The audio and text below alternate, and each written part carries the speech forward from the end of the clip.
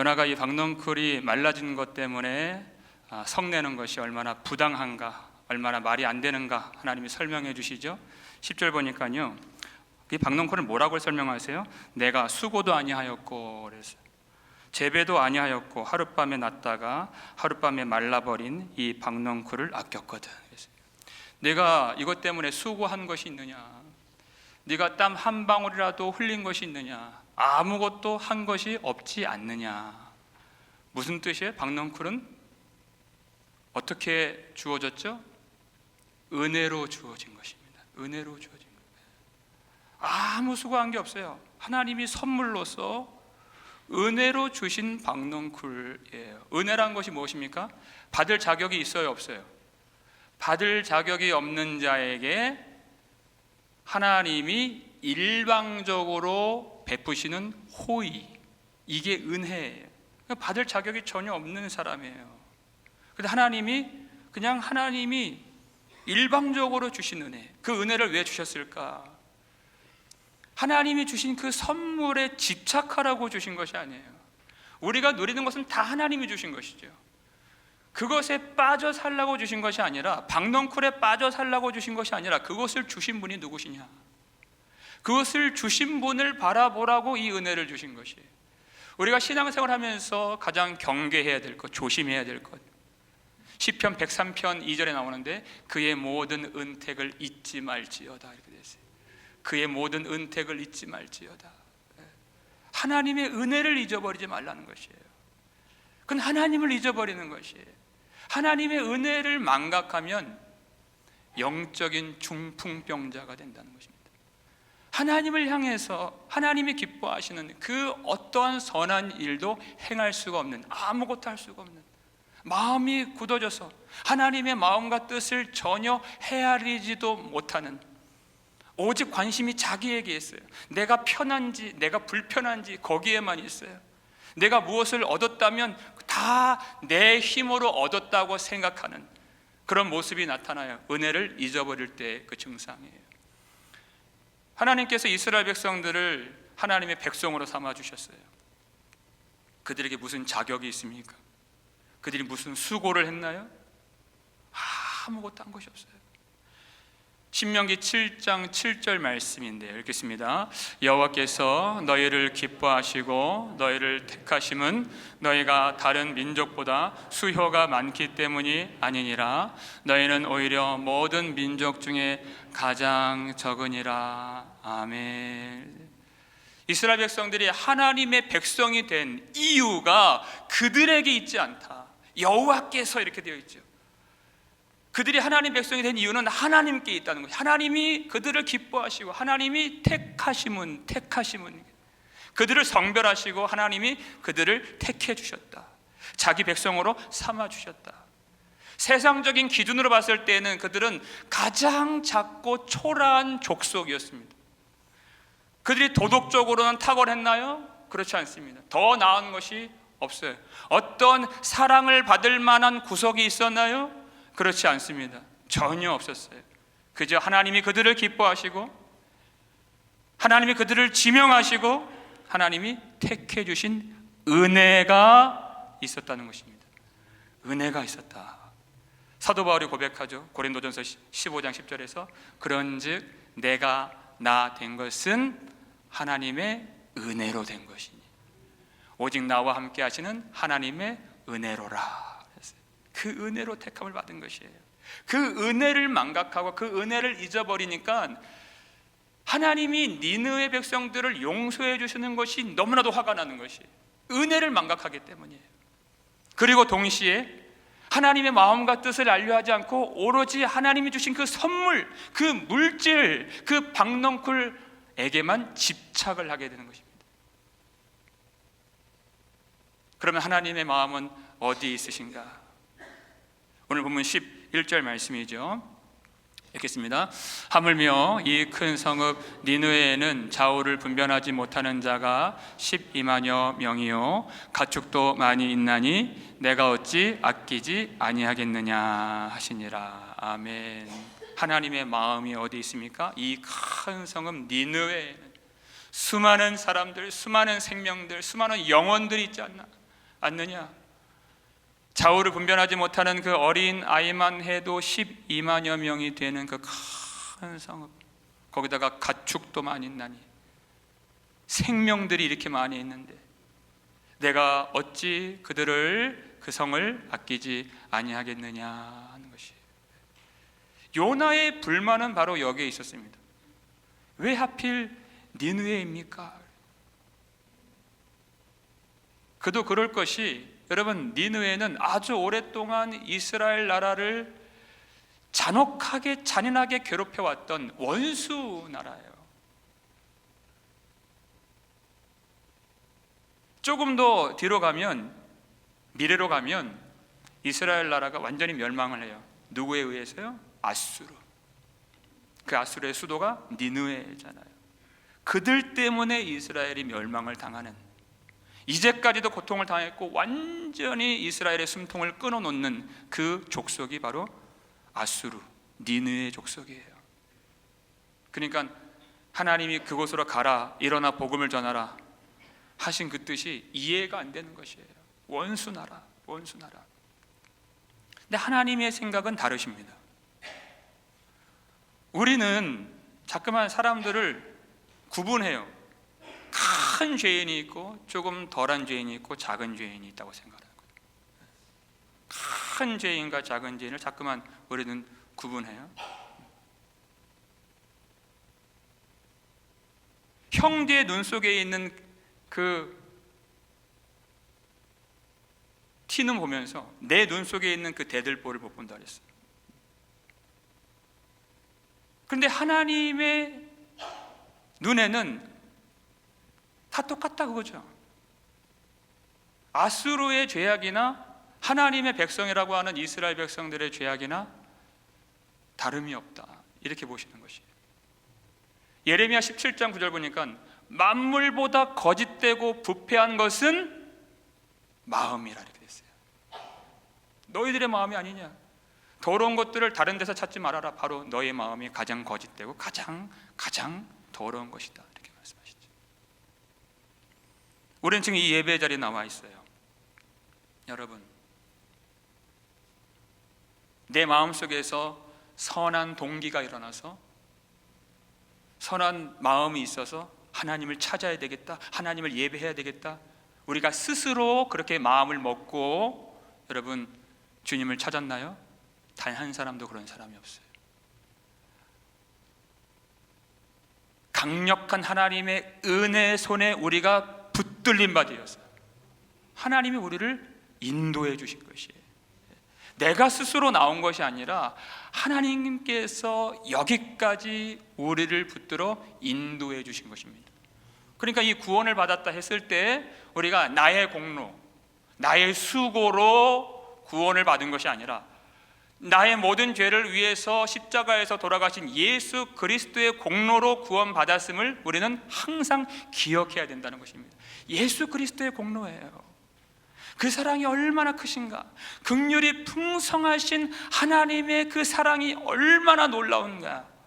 에베소서 2장 4절 5절 말씀이죠. 읽겠습니다. 긍휼이 풍성하신 하나님이 우리를 사랑하신 그 큰 사랑을 인하여 허물로 죽은 우리를 그리스도와 함께 살리셨고 너희는 은혜로 구원을 받은 것이라. 아멘. 너희는 은혜로 구원을 받은 것이다. 하나님 어떤 분이십니까? 긍휼이 풍성하신 하나님, 긍휼이 풍성하신 하나님이에요. 무엇을 통해서? 우리를 사랑하신 그 큰 사랑을 인하여. 우리는 하나님이 원수였다고 그랬습니다. 성경에 원수인 우리를 사랑하시는 그 큰 사랑. 하늘을 두루마리 삼고 바다를 먹물 삼아도 한없는 하나님의 사랑 다 기록할 수 없겠네. 하늘보다 높으시고 바다보다 깊으신, 말로 다 할 수 없는 그 큰 사랑으로 인하여 죄인된, 허물로 죽은 우리를 그리스도와 함께 살리신 하나님. 무엇을 통해서? 너희는 은혜로 구원을 받은 것이라 그랬어요. 은혜가 아니었다면 우리는 영원히 하나님의 진노와 심판 아래 있었을 것입니다. 은혜가 아니었다면. 근데 하나님은 영원히 우리가 그렇게 죽는 것을 기뻐하시는 분이 아니세요. 왜냐하면 긍휼이 풍성하신 하나님이시기 때문에. 우리의 생명을 구원하시기 위해서 자기 아들의 생명을 내어 버리신 하나님이세요. 자기 아들의 생명을 내어 주시고 우리의 생명을 건져내신 하나님의 그 큰 사랑을 어떻게 잊을 수가 있을까? 어떻게 그 은혜를 잊을 수가 있을까? 성도라면 그 은택을, 그 은혜를 잊어서는 안 되는 것이에요. 그렇다면 그 사랑은 어디까지 이르게 될까? 그 큰 사랑이 어디까지 이르게 될까? 요나의 생각은 그것입니다. 하나님, 저들은 악독한 자들이 아닙니까? 저들이 심판을 받는 것이 옳은 일이 아닙니까? 하나님, 정의가 중요하지 않습니까? 정의를 세워야 되지 않습니까? 한편으로는 맞는 말이에요. 다 틀린 것은 아니에요. 왜냐하면 정의라고 하는 것은 하나님의 나라의 중요한 한 기둥이기 때문에 그렇습니다. 하나님은 요나보다 더 의로우신 분이십니다.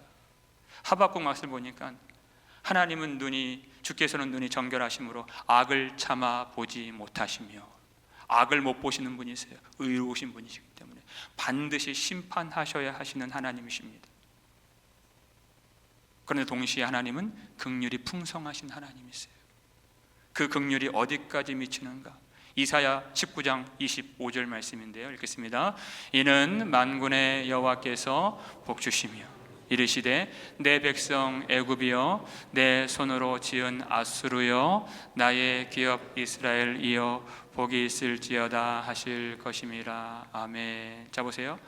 내 백성 누구요? 애굽이요. 내 손으로 지은 앗수르요. 이렇게 되죠. 여러분, 이스라엘 민족의 역사 가운데 가장 큰 사건이 있다면 무엇을 들 수 있을까요? 애굽에서 고통을 당했던 이스라엘 백성들을 건지신 하나님, 능력의 손으로 그들을 구원해내신 하나님, 홍해에서 애굽을 멸하시고 이스라엘 백성들을 구원하신 하나님, 이 사건이 대대로 기억되고 하나님께 영광을 돌리게 되는 아주 중요한 사건이었어요. 근데 여러분, 그것이 끝이 아닙니다. 하나님의 놀라운 구원 계획이 여기 있어요. 내 백성 애굽이여, 이렇게 되죠. 충격적인 말씀이 아닐 수 없어요. 내 백성 애굽이요. 이스라엘만 내 백성이 아니다. 애굽도 내 백성이고 앗수르도 내 백성이다. 내 손으로 지은 앗수르요. 앗수르가 니느웨잖아요. 내 손으로 지은 앗수르요. 요나는 자기 손으로 수고하지 않은 박농쿨을 그렇게 아꼈어요. 그런데 내 손으로 지은 앗수르요. 하나님이 손으로 지으신 이 앗수르와 니느웨를 어찌 아끼지 않으시겠습니까? 얼마나 귀한가. 그들도 하나님의 백성이라는 것이에요. 그들까지 구원하시는 것이 하나님의 놀라운 원대한 하나님의 나라의 계획이라는 것입니다. 여기에 딜레마가 있어요. 정의를 내세운다면, 정의의 가치를 내세운다면 그들을 버려야 돼요. 악독에 가득한 자들이기 때문에 그들을 건져낼 수가 없어요. 그들을 건지기 위해서 사랑을 내세운다면 정의를 버려야 돼요. 과연 정의와 사랑은 함께 같이 세워질 수 없는 것인가? 이것이 요나서가 우리에게 던져주는 중요한 문제라는 것입니다. 정의와 사랑은 양립할 수 없는 것인가? 우리를 그 문제로 인도하고 있는 것이에요. 그리고 그 문제가 풀려지는 한 자리를 주목하게 만들어주는 성경이 바로 요나서인 것입니다. 그 문제를 완벽하게 해결해 주신 그 자리, 어디죠? 우리 주 예수 그리스도의 십자가가 뭘 드러냈어요? 예수님의 죽으심은 예수님이 죄가 있어서 죽으신 죽으심이 아니라 누구의 죄예요? 우리 죄 때문에 심판을 받아야 되는 나의 죄, 우리의 죄 때문에 대신 죽으신 대리적 속죄였다는 것입니다. 그러니까 하나님은 모든 의를 다 이루신 것이죠. 심판을 행하셨기 때문에 정의가 하나도 손상되지 않는 하나님의 의로우심이 어디서 나타났어요? 십자가에서 다 나타나게 된 것이에요. 그뿐 아닙니다. 죄가 이렇게 가득한 우리를 예수님이 십자가에서 죽으심으로써 우리 모든 죄를 그의 피로 다 씻어주시고 하나님의 사랑받는 아들의 명분과 아들의 자리로 우리를 들어가게 만들어주시는, 하나님의 자녀가 되게 하시는 그분의 그 놀라운 사랑과 긍휼이 다 드러난 자리가 바로 십자가라는 것입니다. 우리가 아직 죄인 되었을 때 그리스도께서 우리를 위하여 죽으심으로 하나님께서 우리에 대한 자기 사랑을 어떻게 해요? 확증하셨느니라. 그 말씀 보여주세요. 함께 읽겠습니다. 우리가 아직 죄인 되었을 때 그리스도께서 우리를 위하여 죽으심으로 하나님께서 우리에 대한 자기의 사랑을 확증하셨느니라. 아멘. 하나님의 의로우심이 완전히 드러난, 그리고 하나님의 그 크신 사랑, 우리에 대한 자기의 사랑을 완전히 확증시켜 주신 그 자리, 하나님의 정의와 하나님의 사랑이 만나는 그 자리, 예수 그리스도의 십자가, 거기서 모든 것을 다 이루신 것입니다. 뿐만 아니에요. 그 십자가는 모든 원수된 것을 허무는 능력인 것입니다. 막힌 담을 허무는 능력이 바로 십자가라고 했어요. 에베소서 2장 13절 말씀이죠. 읽겠습니다. 이제는 전에 멀리 있던 너희가 그리스도 예수 안에서 그리스도의 피로 가까워졌느니라. 아멘. 그랬어요. 전에는 원수였어요. 전에는 너무나도 미워했어요. 절대 하나가 될 수 없는 그런 사람, 그런 대상, 그런 관계였어요. 그런데 이제는 전에 멀리 있던 너희가, 원수였던, 죄인이었던 그들이 그리스도 예수 안에서 이제는 형제가 되고 한 몸이 되고 이제는 가족이 되었다. 그리스도의 피로 가까워졌느니라. 이게 복음의 능력인 것입니다. 여러분, 우리가 예수 그리스도를 믿는다, 십자가의 복음을 믿는다, 어디서 드러납니까? 여러분, 그 복음이 반드시 깨우쳐야 될 것이 있어요. 내가 하나님의 원수였다는 사실을 정말 철저하게 인정하고 깨달아야 돼요. 하나님이 나에게 어떤 사랑을 베풀어 주셨는가, 십자가를 보면 나오잖아요. 원수였던 그 십자가의 그 아들을 못 박았던 그것이, 그 주체가 우리이며 우리의 죄예요. 하나님의 원수가 바로 우리예요. 로마서 5장 10절 보니까 우리가 원수 되었을 때 그의 아들의 죽으심으로 말미암아 하나님과 화목되었은즉, 이렇게 되어 있어요. 우리가 하나님의 원수였다는 사실을 알지 못하면 예수 그리스도의 은혜가 무엇인지, 하나님과 화목된 그 놀라운 사랑이 무엇인지를 알 수가 없는 것이에요. 복음이 무엇입니까? 하나님이 자기의 원수를 위하여 자기의 아들을 죽이신 사건이 바로 복음이잖아요. 그 복음으로 우리가 은혜를 받았다면, 하나님의 자녀가 되었다면, 그 원수 같은 니느웨를 너희가 용납하고 아끼는 것이 마땅하지 않느냐, 그것이 하나님의 이 요나서의 마지막 질문이에요. 그 복음으로 구원을 받았다면, 요나는 아무 대답을 하지 않습니다.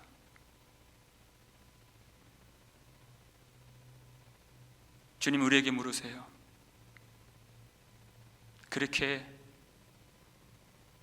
미워하는 자를 용납하는 것이 복음을 믿는 것이 아니냐? 너희가 어떠한 사랑을 받았느냐? 우리에게 물으신다는 것이에요. 하나님, 정말 예수를 믿는 것이 무엇인가? 교회 다니고 찬송하고 예배드리고 이것이 정말 전부인가?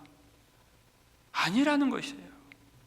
요한일서 3장 16절 말씀인데요, 읽겠습니다. 그가 우리를 위하여 목숨을 버리셨으니 우리가 이로써 사랑을 알고 우리도 형제들을 위하여 목숨을 버리는 것이 마땅하니라. 아멘. 그가 우리를 위하여 목숨을 버리셨으니, 십자가죠. 그 십자가를 통해서 우리가 비로소 이제 사랑을 알게 됐다는 것이에요.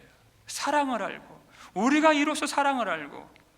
그러니까 십자가는 그냥 바라보기만 하는, 그냥 감사하고 기뻐하고 그리고 눈물 흘리고 찬송만 하는 그런 십자가가 아니라는 것이, 우리도 형제를 위하여 목숨을 버리는 것이 마땅하니라는 것이에요.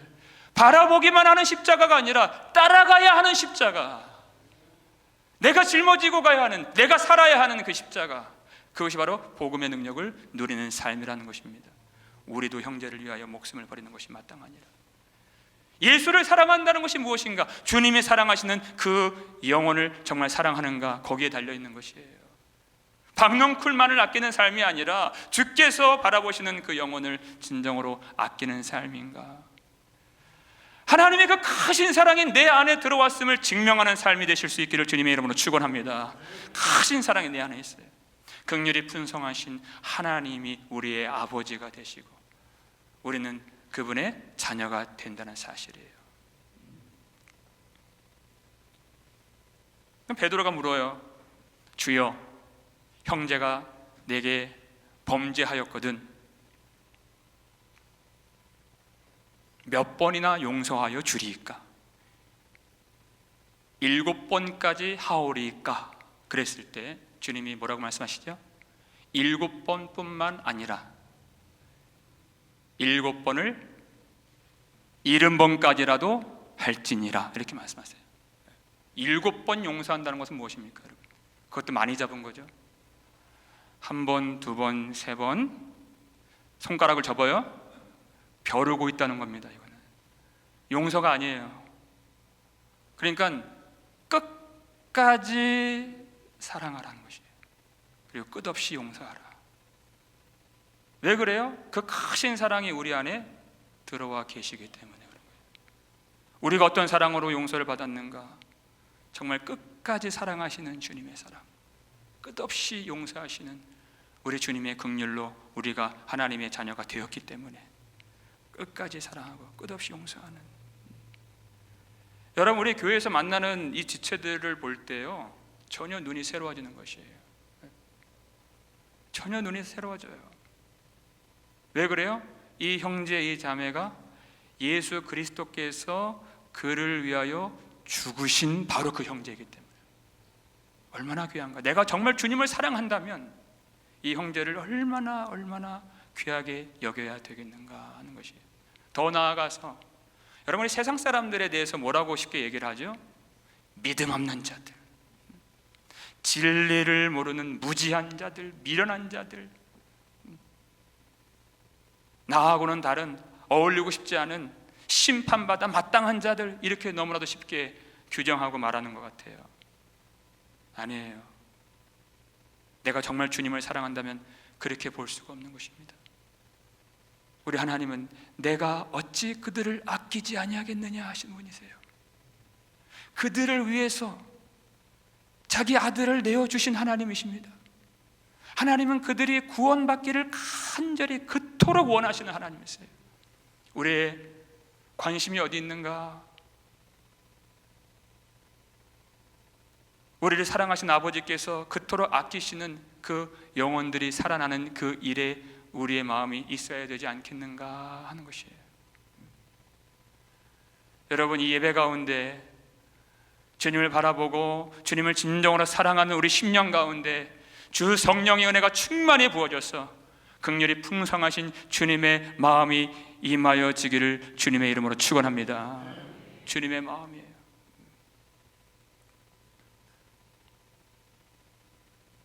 바라보는 모든 것이 다 달라지게 되는 것이에요. 요나는 끝내 대답을 하지 않습니다. 이제 우리 차례입니다.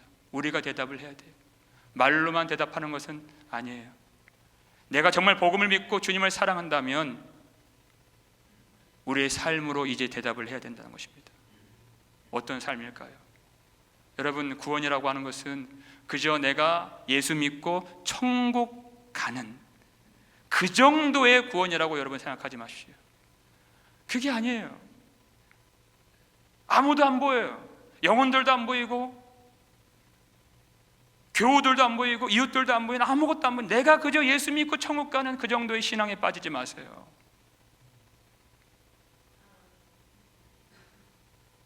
그것이 우리의 박농쿨이 될 수 있는 것이에요.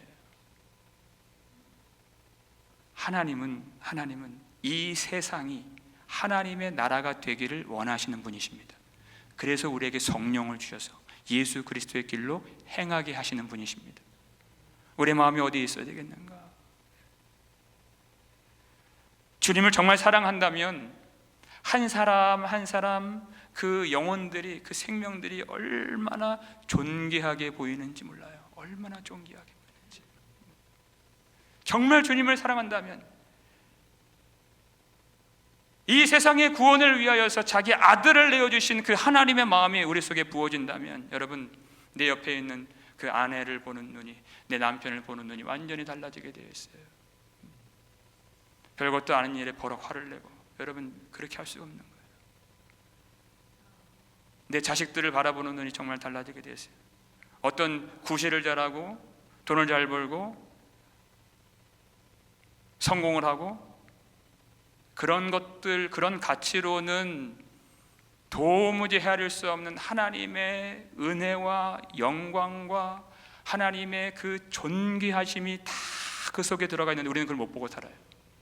세상적인 기준과 그 가치에 따라서 누군가를 바라보고 판단하고.